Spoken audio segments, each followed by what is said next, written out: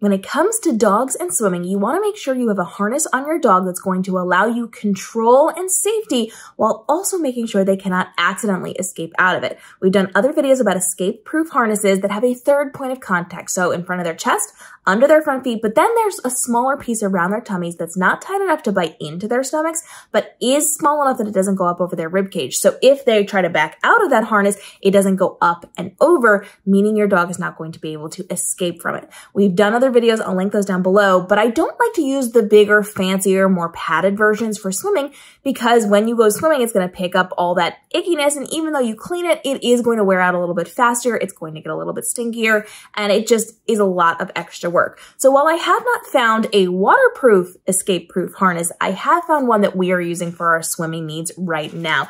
It is really adorable, and it has that third point of contact, which changes the game. So this does have padding, but not nearly as much padding as the other type of harness that I really like when we talk about in the other videos, and I use when we're walking, when we're traveling, when we're doing things. This is kind of like a light version of that. So we've got the padding to keep it nice and comfortable on your dog. We also have padding on the chest, and there's padding around the tummy part. And then the rest of it is just this nylon material that is pretty good for adjusting it to different sizes. It does have a traffic handle up here, so if you need to grab your dog and move your dog, or you need to hold your dog close, makes it very easy for you. It also has that D-ring here on the top, and there's a D-ring here on the front as well. So you can clip on your leashes, your long lead harnesses, all of those things to help your dog to swim a little bit easier. And you know, when we swim, we typically like to have a longer lead leash that you can be using to make sure your dog still stays attached to you, but has the freedom to play. So you can see my dog has long leashes that I clip to my hands-free leash, and then I clip it to their harness, and it is just very easy for us to go swimming in, and then it's very easy for me to make sure they're not getting tangled as they go, but they're also not having the freedom to go swimming wild. Right here, I have my dog swimming in a river, and there is a little bit of a waterfall. It's not anything dangerous, but it's kind of like a little dammed off area with a little slight drop of a foot or two. I don't want my dogs going over that, so that long leash allows me to just pull them right back. And this is sturdy enough that it's not going to hurt them when I pull them back, and because it is a harness and not a collar, it's not going to do that type of damage to their throat when I am controlling where they are inside of the water.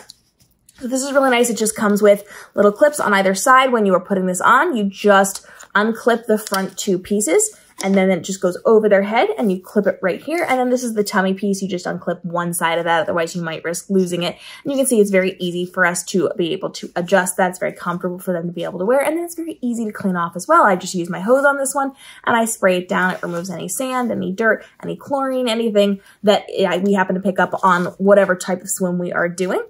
And then I just let those air dry, and we're good to go. They haven't picked up a smell yet. They are pretty cheap to replace if you need to. I will say with this particular one, you do need to make sure it is tightened on your dog, like tight on your dog, so that it doesn't go over to the side. You can even kind of see a little bit how it pulls here off to the side. My dogs were perfectly safe when I had them in this. It would just swish over to the side. It was actually on their like side at one point, because I didn't have it tight enough. And so for this next time I took them swimming, I tightened that up, and it's pretty much stayed in place. It moved around a little bit, but it wasn't too terrible. So just be mindful. This is probably going to slip a little bit more than the other type of harness that we talk about in the other video, but it's still a really good option, especially if you're swimming. This is the one that is not going to be quite as expensive. It's going to be easier to clean. It's not going to have as much fabric and padding to pick up smells or dirt or whatever we happen to be swimming in. And that allows me to have my separate harnesses for good things where we're going for walks and when we're going for travel and when we're doing things that don't require us getting all wet and icky. And then we've got one that's a little bit cheaper, a little bit easier to deal with, and a little bit easier to replace when we get to that point. So I'm loving these. I will link this down below for you so you can grab this. This is on Amazon, and it's just a very simple way to take your dog swimming safely and make sure we have that escape-proof part of the harness. They do have waterproof harnesses, but all of them that I've seen are the kind that just have it in front of the chest and under the legs, which means it's super easy to back out of.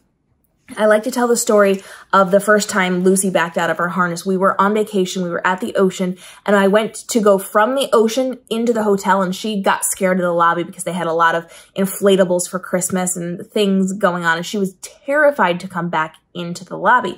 And usually I would just scoop her up and carry her in, but because I had both dogs with me in that moment, Lucy got panicked, and she put her feet down and she backed up and backed out of her harness. So I have Gemma, who is still very much a puppy, very much learning to listen and to do all the things. She wanted to go inside. She was excited. Lucy panicked and backed out, and I had to grab onto her and get all of the dogs and the harnesses and the things without Lucy being clipped now into the hotel lobby and into the elevator and to our room before I could handle and manage all of the things. Having an escape-proof harness changed the game. The second that that happened, I got on Amazon, I got an escape-proof harness, and they have not been able to back out of it because of that third point of contact under the stomach that is comfortable to fit on the stomach, but too small to go over the rib cage, making it incredibly difficult, if not impossible, for your dog to accidentally back out of that. Cannot say enough good things about escape-proof harnesses, and I will forego waterproof material for escape-proof harnesses. I will take escape-proof any day over waterproof. And that's where I lie on this. I think most people would rely on that as well, because safety over having to replace a piece of our walking equipment.